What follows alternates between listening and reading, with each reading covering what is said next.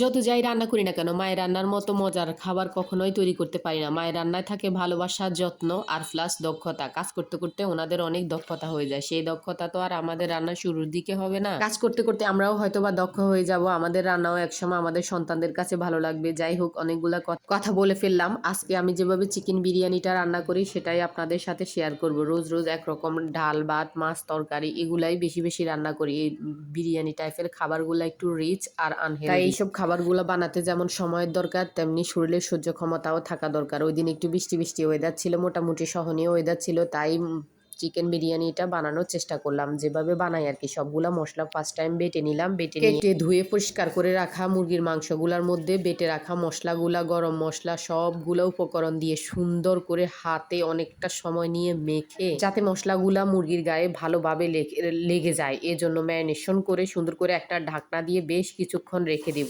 রাখার পরে চুলায় তেল গরম করে একটুখানি তেল দিয়ে সেটা গরম করে সেটার মধ্যে দিয়ে দিলাম। মিনিমাম ধরেন আধা ঘন্টা ১ ঘন্টা রাখতে পারলে ভালো। যাই হোক, এই তো এখানে অনেকটা সময় নিয়ে আস্তে আস্তে কষাবো যাতে মুরগির গায়ে যে পানি সেগুলা চলে যায়, সেগুলাতে মুরগিটা সেদ্ধ হয়ে উপরে তেল ভেসে ওঠে। এরকম সময় থাকতে থাকতে পাশে আরেকটা চুলায় চিকেনের বিরিয়ানির জন্য চিকেনের সাথে দেওয়ার জন্য পোলাও চালটা রেডি করে নেবে। এখানে আমি চিনি গুঁড়া চালটা নিলাম, বাসমতি চালও দেওয়া যায়। হাতের কাছে ঘরে রাখা যে চালটা ছিল সেটাই দিলাম। এই তো চালটাকে 90% বা 80% মতো সেদ্ধ করে একটা ছাঁকনিতে তুলে রাখছি এক পাশে, যাতে পানি জোরে ভাতটা ঝরঝরে হয়ে যায়। আর এখানে চিকেনটাকে এই যে দেখেন কষাতে কষাতে পানি উঠছে, পানিটা শুকানো পর্যন্ত অপেক্ষা করব। এতে করে মুরগিটা প্রপারভাবে সেদ্ধও হবে আর মুরগির মানে স্বাদটাও অনেকটা বেড়ে যাবে। লাস্টে একটুখানি বিরিয়ানির মশলা ছিটিয়ে দিয়ে সুন্দরভাবে মিশিয়ে নামিয়ে এক পাশে রেখে দেব।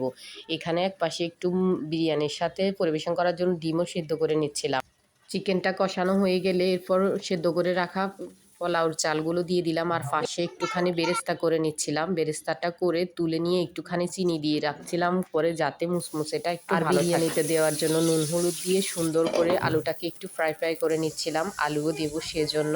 এই তো আলুটা হয়ে গেল। আলুটা হয়ে গেলে তুলে এক পাশে রেখে দেবো। আর হ্যাঁ, যেহেতু এখানে চিকেনটা হয়ে গেছে আলুটা তুলে রাখার প্রয়োজন হয়নি, একসাথে পাতিলের মধ্যে দিয়ে দিলাম। দিয়ে ঢাকনা দিয়ে আবারও কিছুক্ষণ কষিয়ে নেব। সে পর্যন্ত ভালোভাবে কষাবো যে পর্যন্ত মুরগিটা প্রপার সেদ্ধ হয়ে না যায়। আসলে রান্নাটা একটা শিল্প, এটাকে আপনি যত সুন্দর করে সময় দিয়ে মনোযোগ সহকারে রান্না করতে পারবেন এটা কিন্তু ততটাই স্বাদ হবে। এই তো সবগুলো উপকরণ দিয়ে ঢাকনা দিয়ে রেখে দিলাম। এখন ঢাকনাটা উল্টে পাল্টে বিরিয়ানি আলু সবকিছু একসাথে সুন্দর করে মিশিয়ে দেবে। তো মিশানো শেষ। আসলে দেখেন মিশাতে তো অনেকটা সময় লাগে, এতটুকু তো আর ক্যামেরার মধ্যে দেখানো সম্ভব নয়। তো মিশানো কমপ্লিট। উপর থেকে মনে হইলেও যেন একটু লবণ কম হবে, তাই একটু লবণ দিয়ে আবারও সুন্দর করে মিশিয়ে ঢাকনা দিয়ে রেখে দেব। তারপরে আর একটুখানি বিরিয়ানির মশলা দিয়ে দিলাম, একটু কেওড়া জল দিয়ে দিলাম, যাই হোক যেগুলো হাতের কাছে ছিল আর কি। তারপর একদম লাস্টে বেরেস্তা দিয়ে আবার একদম আরো কিছুক্ষণ দমে রান্না করব, রান্না করে নামিয়ে ফেলবো। শেষ। এই তো আমি যেভাবে রান্না করলাম, আসলে রান্নাটা আলহামদুলিল্লাহ অনেক মজা হয়েছে। দেখেন